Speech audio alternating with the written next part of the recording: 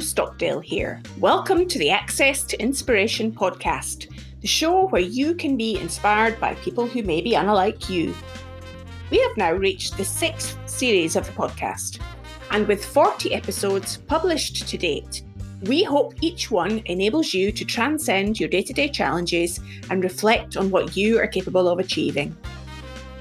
We're delighted also the podcast is now in the top 10% of most popular podcasts globally, according to Listen Notes.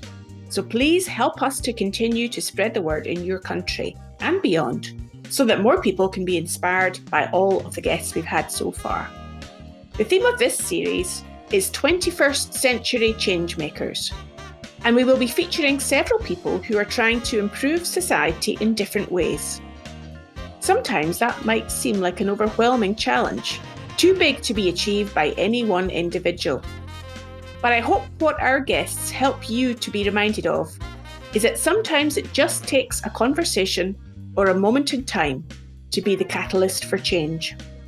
In episode 45, I'll be talking to Hoang, founder of a non-government organisation in Vietnam, who I met over 25 years ago in Antarctica.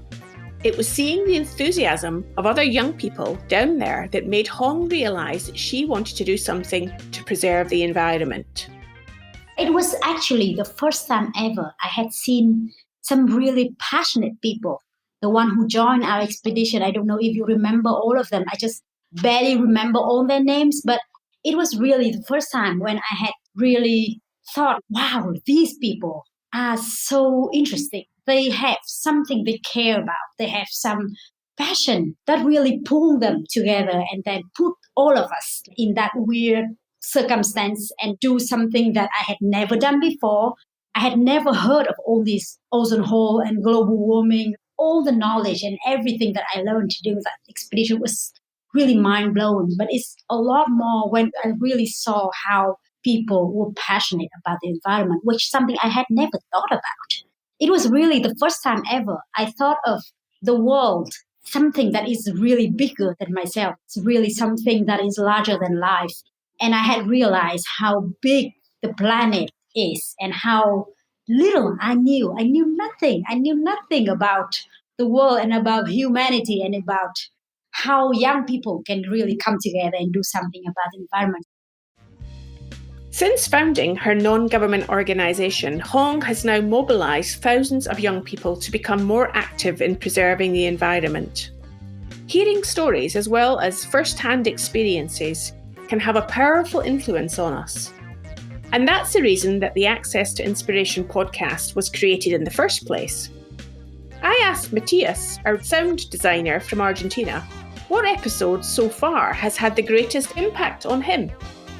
The one I really enjoyed the most was the one from the astronaut, because from each interview I do take something and some more than others. Many times I go online later and I research something, then maybe those things that you research, they stay in a way. But the astronaut's interview, John David Bartow, his message I think was really strong when he talks about seeing the Earth from outside, so small, so fragile, and that he wants to just hug the Earth like a newborn.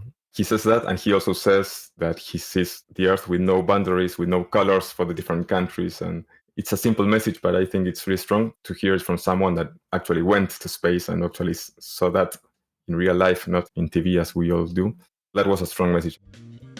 What impacted Matthias also reinforces to me why we like to interview real people and share their insights with a global audience.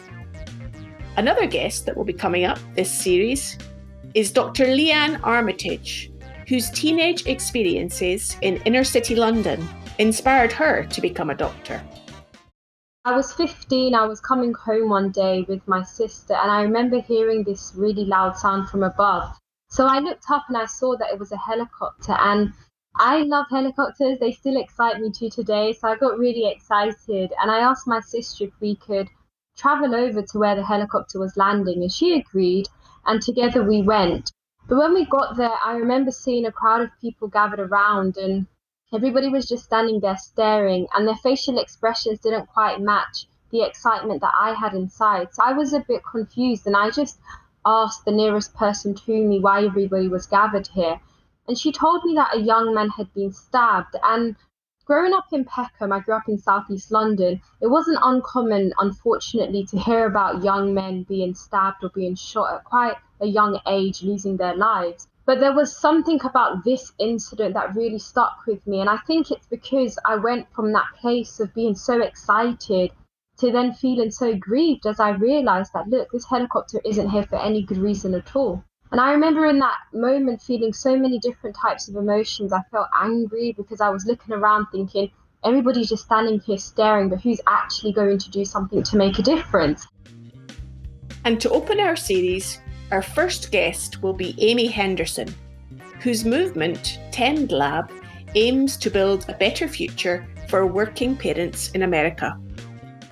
I started a company called TendLab, and my original co-founder had been the first VP of HR and diversity and inclusion at Twitter. And she'd started a whole bunch of programs to support parents in the workplace at Twitter, earned a great reputation for herself and for Twitter.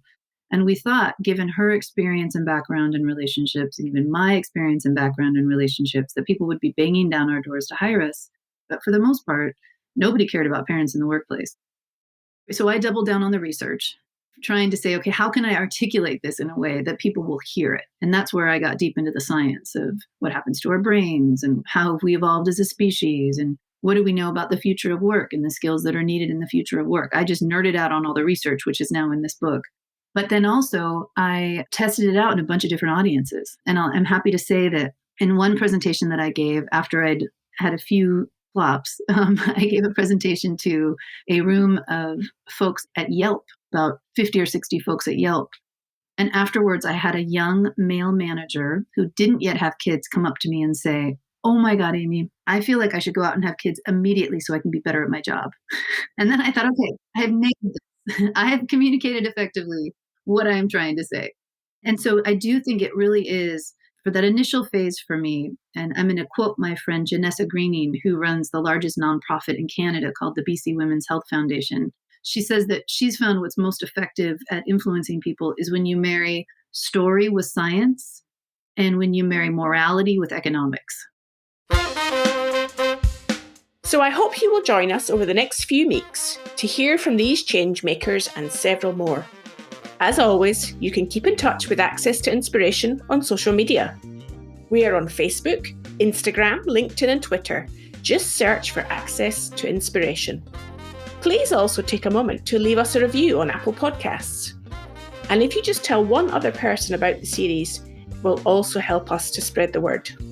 You'll also find transcriptions for all of the 40 episodes and a number of specific playlists on the website. So hop on over to accesstoinspiration.org. I'll look forward to connecting with you soon.